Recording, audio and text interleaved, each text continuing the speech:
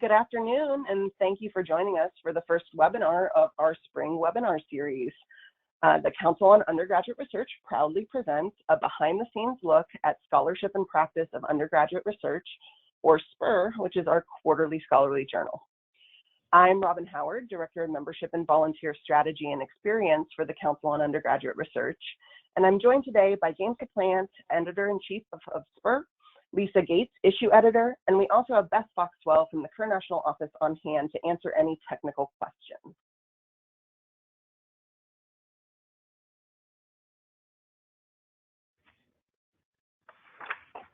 Before we start, please note that all telephone lines will be muted throughout the webinar, but that doesn't mean that we don't want to hear from you. There will be opportunities for audience feedback throughout the presentation. This webinar will be recorded and we'll have a copy of the presentation that will be made available to all registrants. For those of you who may not be hearing us at this point, this slide is just here to let you know that you should hear me, but also to show you that the GoToWebinar panel has a questions box, and so hoping that you will put your questions in at the bottom of that window. Please feel free to submit your questions during the presentation at any time. We have reserved some time at the end to ensure that we can get through as many of your questions as possible. Another opportunity for feedback will be a couple polls. So I am going to launch our first poll now. Going to be asking you what best describes your role. Are you a faculty member, an administrator, college or university staff? Or do you work at a nonprofit or funding agency? If none of those apply, go ahead, put it in the chat and let us know who's here. Just want to have a picture of who's in the audience.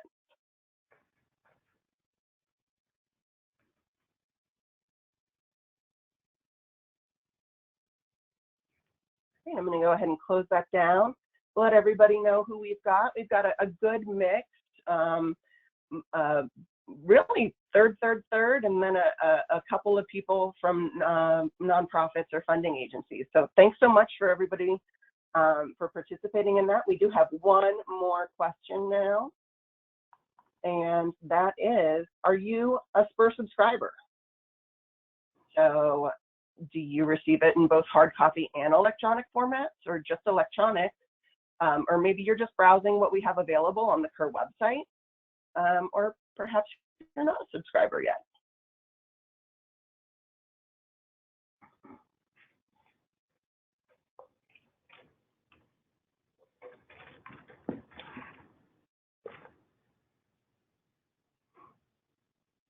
Great, so we've got also a pretty good mix.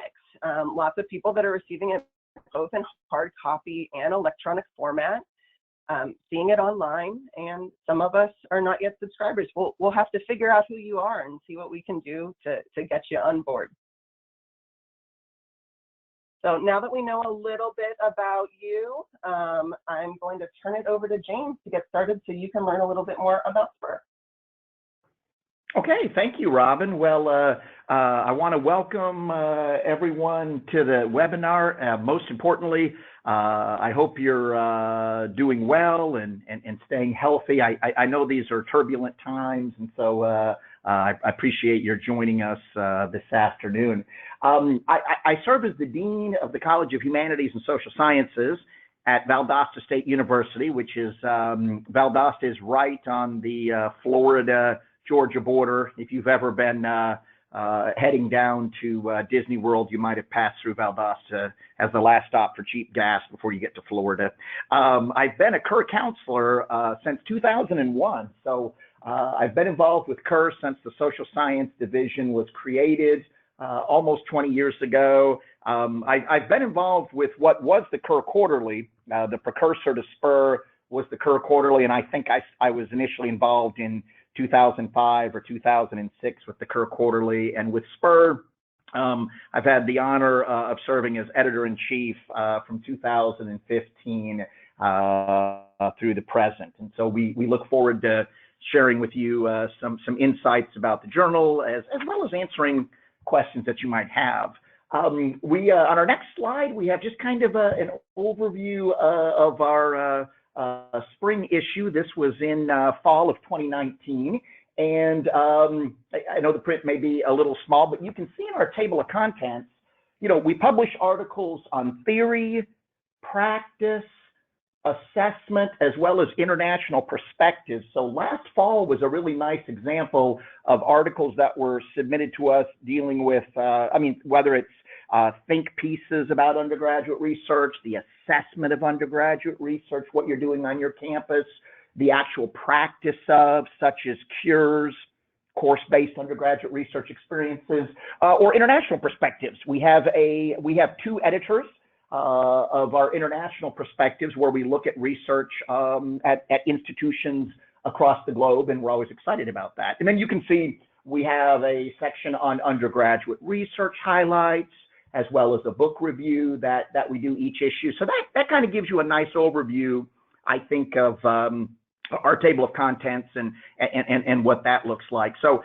fall 2019 was non-themed, meaning we were publishing articles that came into us throughout the year, dealing with a variety of topics. We also have themed issues. So we have, non-themed issues, but we also have themed issues. And the next slide, you can see on winter of 2019 with the lovely purple cover.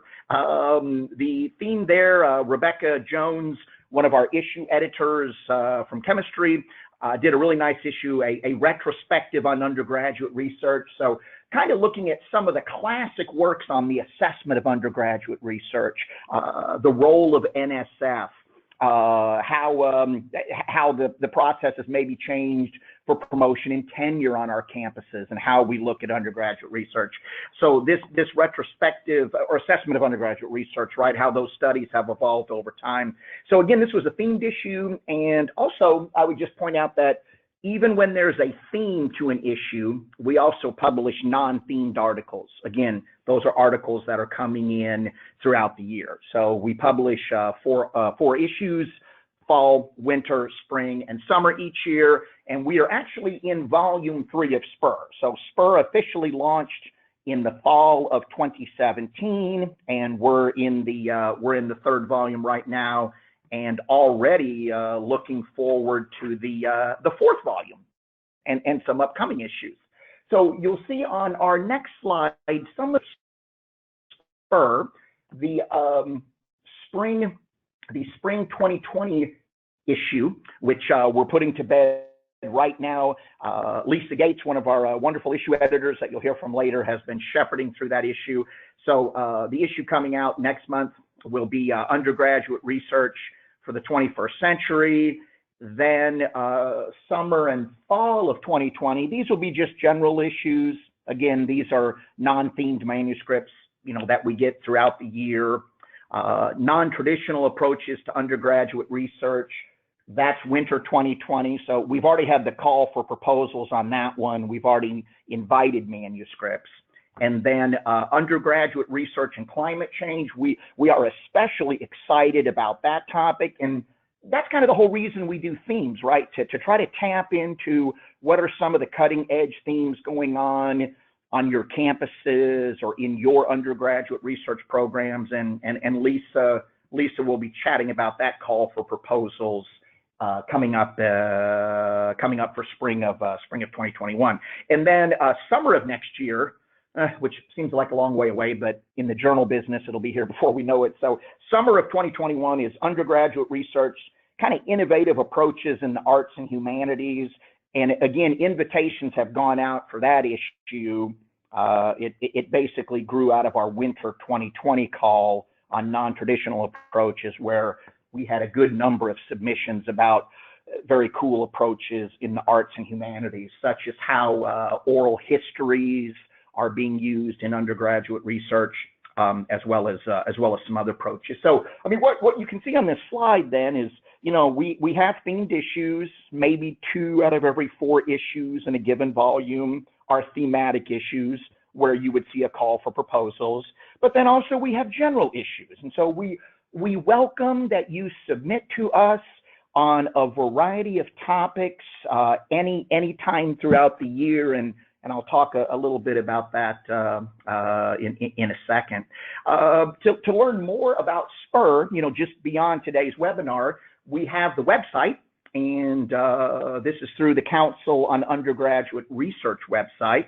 But if you'd like to see the SPUR editorial board, if you'd like to do an online search, so you can search for articles on assessment, you can search for articles on study abroad in undergraduate research, going back to when we were the Kerr Quarterly.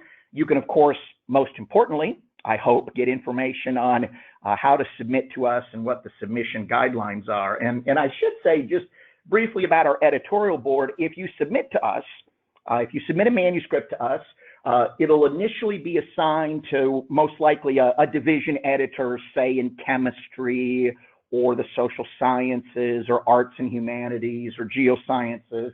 And then the division editor will oversee the peer review process, will assign 2 or 3 peer reviewers.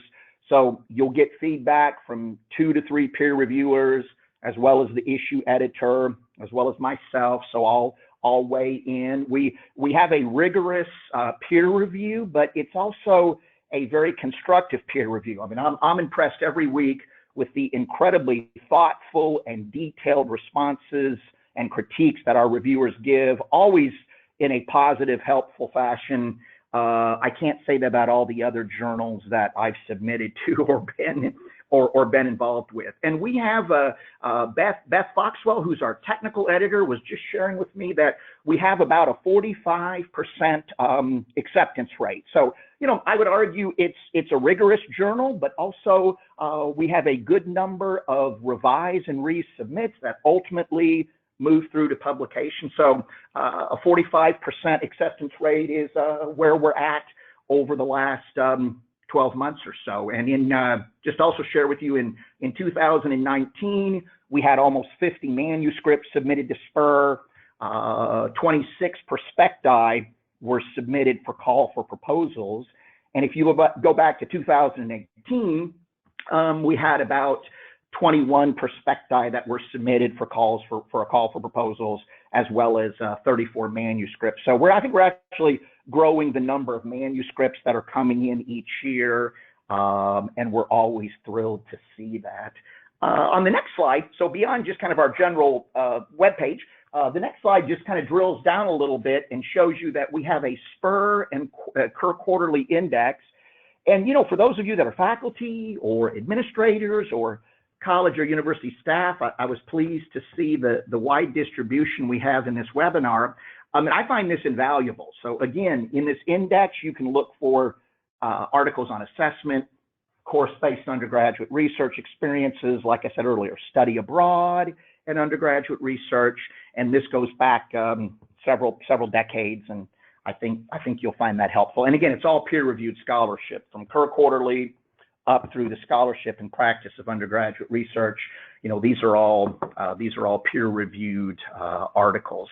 And then, most importantly, for those of you thinking about submitting to us, on our next slide, we have the website for submitting. So it's spur.msubmit.net. And we have a very helpful green arrow. I appreciate Beth including that. So submission guidelines are critical, right? And I know that's really kind of basic pedestrian advice, but on the other hand, we occasionally get a manuscript, and I'm just not quite sure if they looked at the submission guidelines. So obviously, take a look at the submission guidelines. We use the Chicago Manual of Style in terms of citations and references. We ask that you include an abstract, a concise abstract, as well as author bios. If you have tables or figures, make sure they're readable. I know that sounds like really basic advice, but I'm kind of amazed how many times I get figures that are just super hard to read, or it almost looked like a picture might have been taken with an iPhone and then transferred in. So make sure the tables and figures are legible. We generally ask for manuscripts of around 3,500 words, 4,000, but we're also willing to, we're very open to getting articles that are longer in length, especially if you have a really extensive undergraduate research program you're describing, or if maybe there's a lot of assessment you've done longitudinally over many years. So, we realize manuscripts can go longer than, say, 3,500 words or so. But the submission guidelines, we've recently revised those, tried to make those more, I think, user-friendly for those of you thinking about submitting. So again, I think the submission guidelines are incredibly helpful. So on kind of the next 2 slides, we just say, hey, what can you submit to SPUR? Well, as I've said repeatedly, my friends, we're always looking for articles of general interest. Again, I can't say this enough. It doesn't have to be related to a theme. So don't feel like you have to wait for a theme to come out to submit to us. But if there's a theme like climate change in undergraduate research that connects to what you're doing, we'd love to have you submit a prospectus, and then we look at those prospecti to make article invitations. We also do vignettes for themed issues. So vignettes for themed issues would be maybe a paragraph or 2 paragraphs that kind of concisely notes, what you're doing on campus. So whether for general interest or for a themed issue, as I note, all of the articles are peer reviewed. Additionally, we are always looking for books to review. So as we note on our next slide, if there's a book you've written that deals with undergraduate research, we'd love to put that in the queue for our book review editor.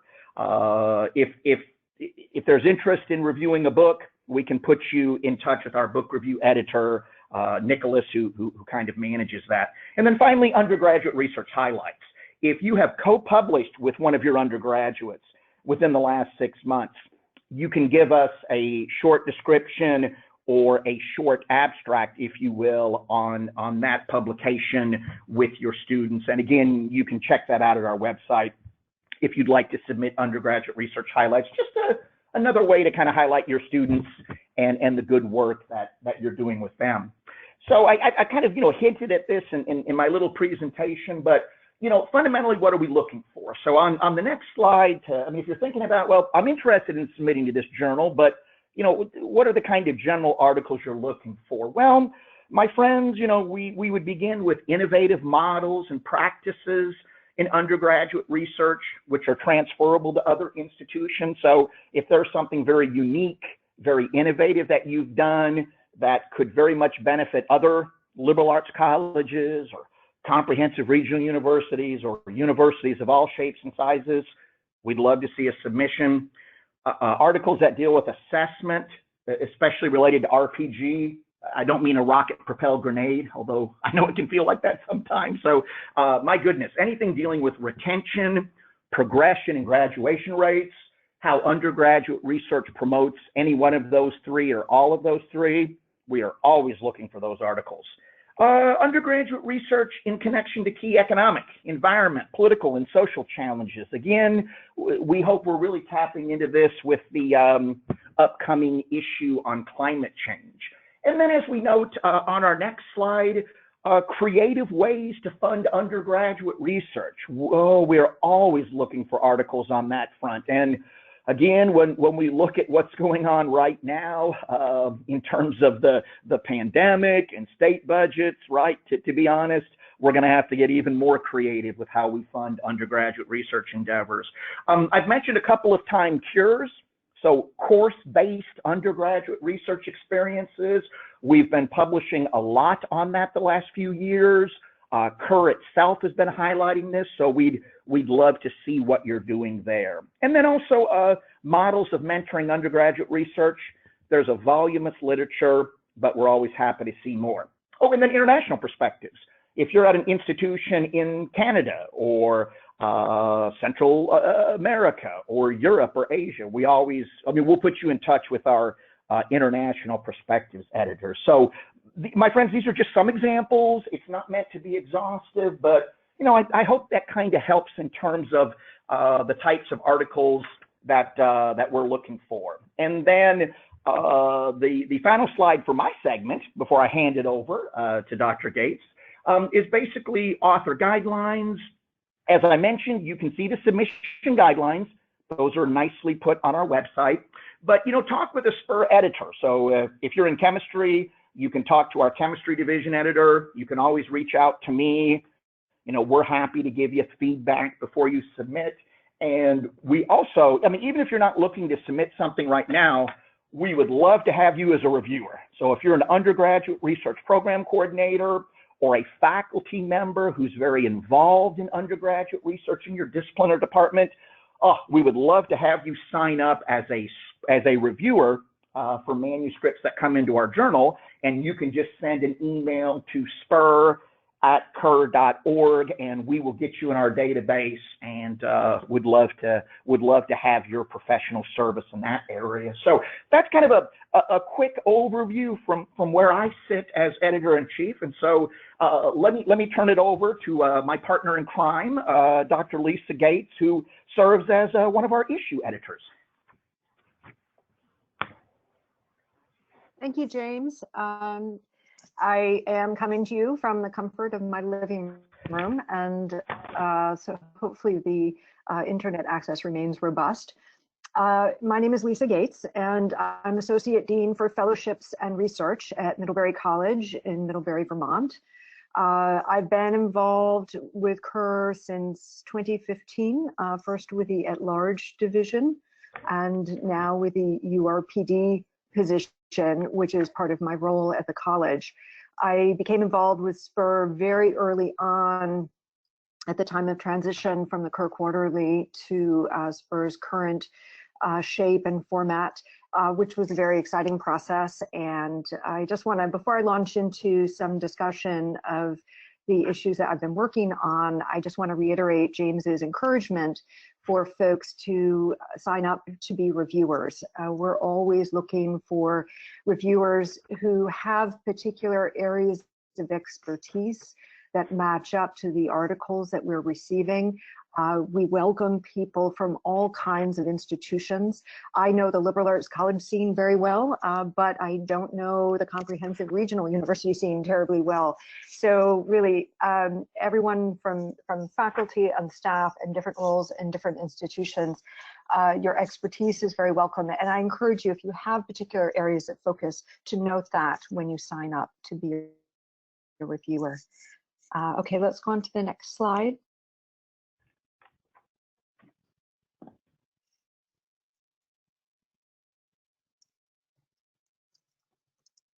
Thank you. So what makes a good article for SPUR? I think I'm going to echo a lot of the things that James mentioned in his overview of some of the general categories that our readers are really interested in. So I've, through the articles that I've read, I've seen a lot of really interesting approaches and engagement with undergraduate research. I think we're really interested in innovative, strategic, impactful ways of engaging undergraduate research in higher education and at your institution. And so this looks very different on our different campuses, but there's a tremendous amount we can learn from one another. It's not so much a space to publish the result of undergraduate research work, but rather to focus on the theoretical, the pedagogical, the practical dimensions of working with undergraduate research in a variety of contexts. We are interested in attention to evidence, data as available in order to understand the impact of the work that you're doing on your campus. If you do have case studies, which James alluded to, programs that you're doing on your campus that you see as really impactful, interesting, innovative, we're very much interested in that, but also encourage you to pay attention to thinking about advice for other institutions. So how might this thing that you're doing be applied on other types of campuses? So thinking about lessons learned, tips for getting started, challenges, all of those kinds of pointers are really helpful. Next slide, please. So again, as I said, we're interested in experiences from all disciplines and from a diversity of institutions. We engage in undergraduate research in so many different ways. And I think there are some areas where we'd love to see more. For example, I'm very excited about the themed issue focusing on humanities and arts. And I also love to see engagement and profiles of undergraduate research from two-year colleges, from opportunity granting institutions. There are so many really interesting and innovative things happening across disciplines and institutions, and we welcome you to share that with us. Potential areas, again, pedagogy, ways in which we weave undergraduate research across the curriculum through cures and other kinds of research infused courses, institutional alignment, thinking about how we strengthen support for this by bringing together academic programs and departments as well as administrative structures, community partnerships through your campus that help amplify the student engagement and the impact, as well as extracurricular engagement with undergraduate research. For example, in our upcoming issue this spring, we have pieces that focus on how students have really led the charge on some campuses, which is very exciting to see. Next slide, please.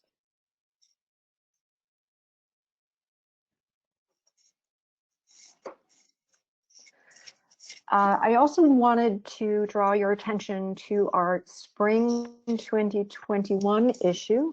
The call for papers for proposals is available on the website. It's focused on undergraduate research and climate change, which if you had asked me 3 weeks ago, I still would have said was our most pressing existential concern.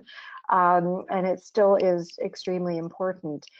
So we're very excited to see what institutions are doing in this arena across the country and across the globe.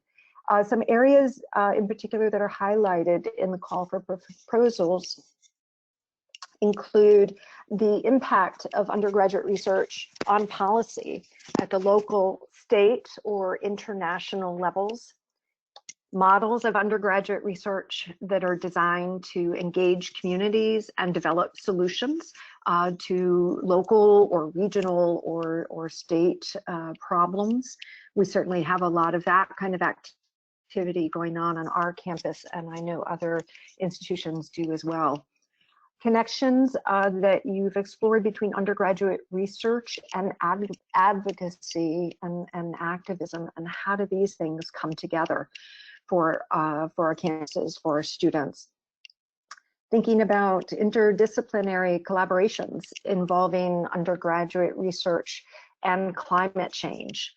For those of you who might be engaged in ES, in environmental studies, this is, as you know, a very highly collaborative discipline.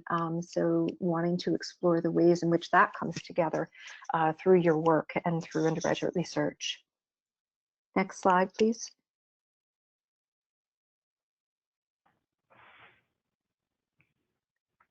And finally, innovative models, research models for engaging students in some aspect of climate change related impact or some kind of new initiative such as carbon reduction, clean energy sources, architecture, urban design, altered weather patterns, climate resilient economies, climate related migrations, agricultural practices, food security, water security. There's so many vast topics associated with climate change impacts, and I'm sure there are many interesting things happening on your campus.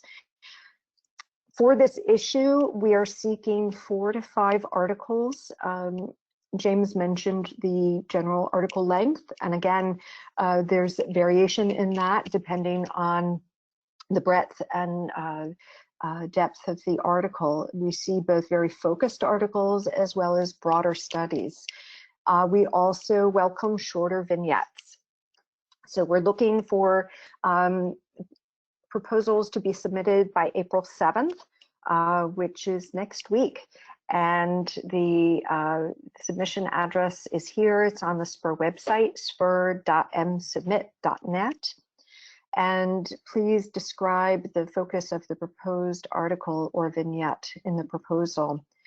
We will notify you by April 21st, and final articles and vignettes will be due by June 19th. So we look forward to your submissions on this. Thank you.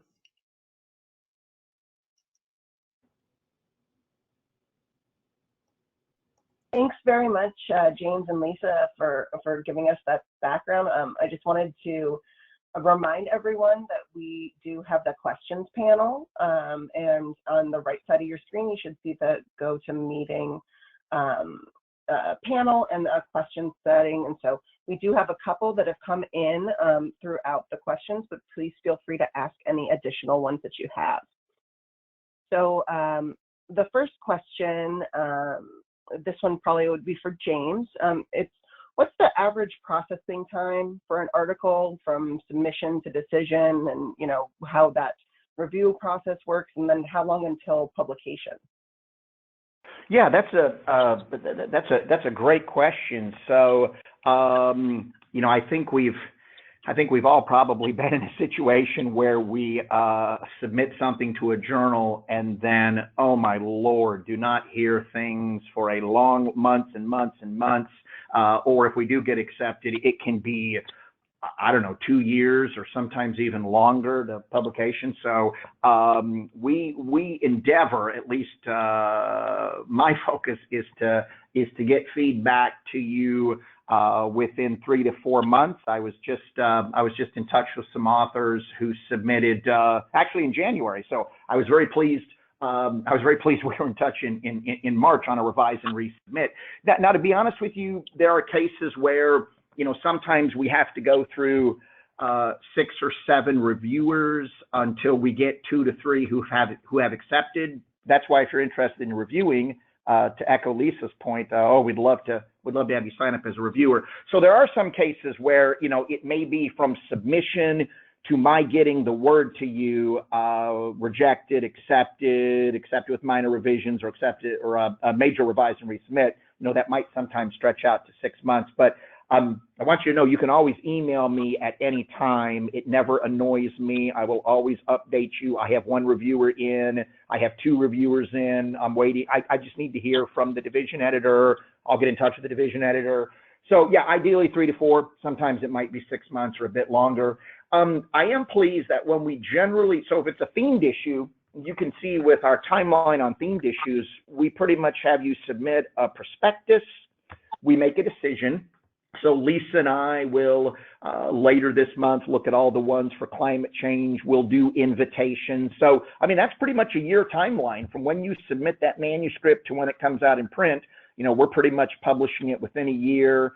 And non-themed manuscripts, right? Ones that you just submit any day of the year, it is our goal to have those published. So from the time you submit to the decision I send you, to a revise and resubmit, to moving it through production, we want to see that out within a year. There's some cases where it stretches a little longer, but I feel pretty good that we're pretty much publishing within a year of when you initially submit to us. And like I said, try to have feedback to you on the initial round of reviews in 3 months, 4 months.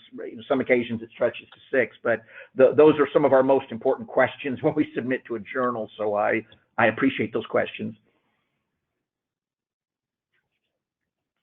Thank you. So another question that we have here is, in light of the timing and changes that have gone over the last few weeks, and it may be too early to think of this, but do you think it would be possible to do a special issue on undergraduate research as remote learning and how that works for online students? Yeah, so I mean, I'll also ask my colleague Lisa to chime in on this. So we will, if we do a themed issue for fall of next year, I know that's a ways off, but we would actually get that call out later this summer. And gosh, it's a good question. This might be the ideal time to start looking at undergraduate research in the various modalities. We have an article that was just accepted that has some kind of cool assessment data on students in fully online programs versus those that are in traditional face-to-face. And when accepting that article, I thought, gosh, we don't have a lot of scholarship on this. There's some out there. So, what are we doing in terms of assessment of online education and undergraduate research? What are we doing in terms of different modalities, in terms of our practices? And given the fact that, right, all of our universities are online now with our studios, our labs, our lectures, I like the question. That could be, I'll take that to the editorial board, and maybe that's our call for proposals this fall or later this summer for what would be the fall of next year issue. But Lisa, I welcome your thoughts too on that. Yes, I agree wholeheartedly with your assessment, James. I think it's an excellent idea. I'm just speaking for myself, of course, and these things are determined with the editorial board. But I think it's a really important question, and it's one that is not well studied. I don't recall seeing very many manuscripts that touch upon online learning and research. There have been a few campuses that have hybrid modalities. But for all of us right now, I think this question is at front and center. And if you're looking at Inside Higher Ed and the Chronicle, there's a huge question about what this means right now to kind of mothball our research activities during the summer and what sort of impacts that has. And I've increasingly been thinking on our campus about how do we sort of break out of some of those traditional modes of engagement and think about what can we accomplish through remote research activities and how might we do that? And I'm certainly not alone in those thoughts. And I think that would be a really fascinating issue because I think we all have to recognize this may not be an entirely singular moment where we have to turn to online technologies. And it's also a very desirable modality for learning for a lot of our, certainly for our non-traditional students. This is Beth Foxwell. I wanted to add that a few of our articles from our big data and undergraduate research issue from summer of 2019 may be helpful in this regard, because there are a few articles that deal with online databases and collections that can be helpful in this COVID-19 environment.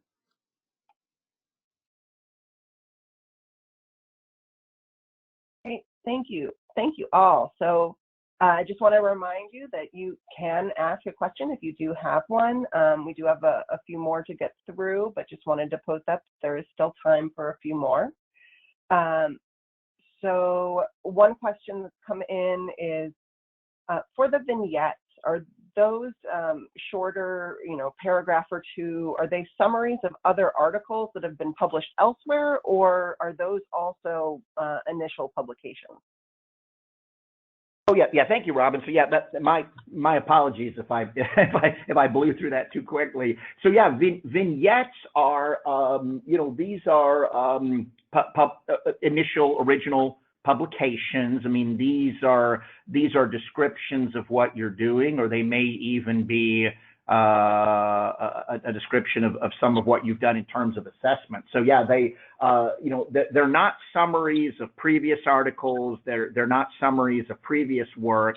They would be, kind of the best way I can describe a vignette is if you submit for the upcoming theme on undergraduate research and climate change. I mean, there will be some prospecti that Lisa and I receive where, within one or two paragraphs, you have just beautifully summarized what you're doing. You've kind of encapsulated it perfectly. Or it's a multi-institutional collaboration and you describe it, you include a web link. So again, this is something where in a relatively short format, it's of great benefit to our readers. And those are desk reviewed, we don't send them out to multiple peer reviewers, but they are editorially reviewed between Lisa and I. And then, we may ask for revisions. We may ask for some changes or clarifications.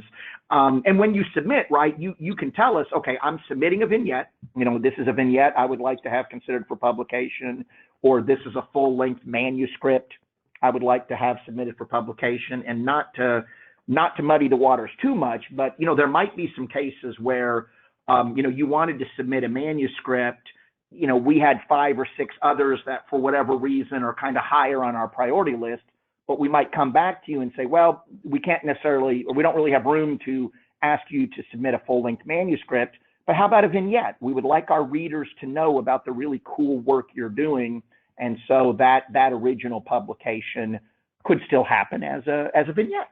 And like I said, that pretty much comes up with our themed issues. So. Great. So another question that's come through is, what if we've only done a pilot study and so we have limited assessment data? How would you handle that? Yeah, so again, I appreciate that question, because we see this periodically where, maybe you've only run something for 2 semesters, or maybe it's in its first year. And I would not want to discourage you from submitting to us. I think you want to be upfront and say, right, this is a pilot project and we ran it, spring of last year and fall of last year, and here's some of our preliminary data. And I go back to our table of contents, right? There's practice, but then there's also assessment. And, we would love you to have robust assessment data, but if you're just getting started and it's a really cool idea, I don't know that we want to wait 3 years until you have a whole bunch of assessment data to have it considered for publication. We might want to publish that under our practice heading, under the table of contents in practice. And so, yeah, I think if you just kind of say, hey, it's a pilot project, we're just getting started, but my goodness, here's what we learned from just the first iteration to the second iteration, and here's some preliminary data we have. Right? And I say data, it might be qualitative, right? You might have focus groups, or you might have comments from SOIs. Right, it doesn't always have to be pre-test, post-test. So anyway, that's a long-winded way of saying you can certainly submit pilot studies to us. Just be very upfront about what this is and what we've learned from it and how other institutions could emulate transferability, if you will. Even if you are just starting the project or initiative or whatever good work you might be doing on your campus. Great. And where can we find SPUR? In what databases or indexes is it available? Oh yeah, and I'll have Beth help remind me in case I leave anything out. So SPUR, like I said, it's a rigorous peer review that we're proud of. We're at about a 45% acceptance rate right now. It's indexed in EBSCOhost as well as ERIC.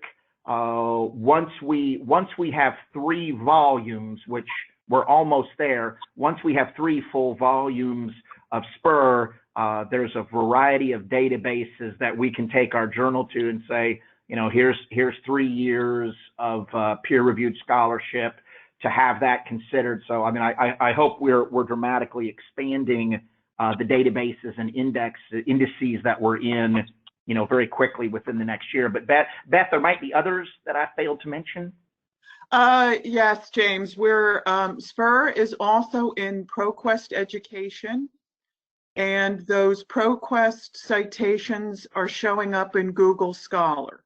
So if you do search in Google Scholar, our ProQuest citations will show up in there. Great.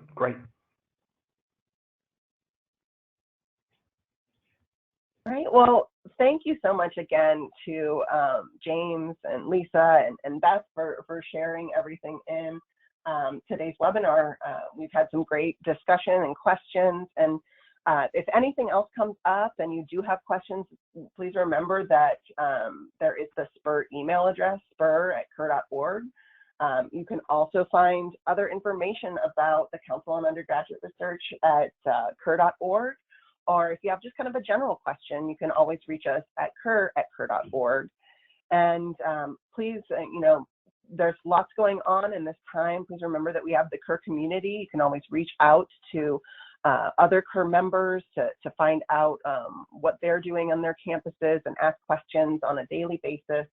And we also do have a member resources center that has some information, in particular, a few articles that we've found on online learning. And so that lends to that as well from the question earlier. So just want to remind you that that's another opportunity. Please let us know how we can help and how we can support you, and look forward to seeing you online again and seeing you at some of our other webinars.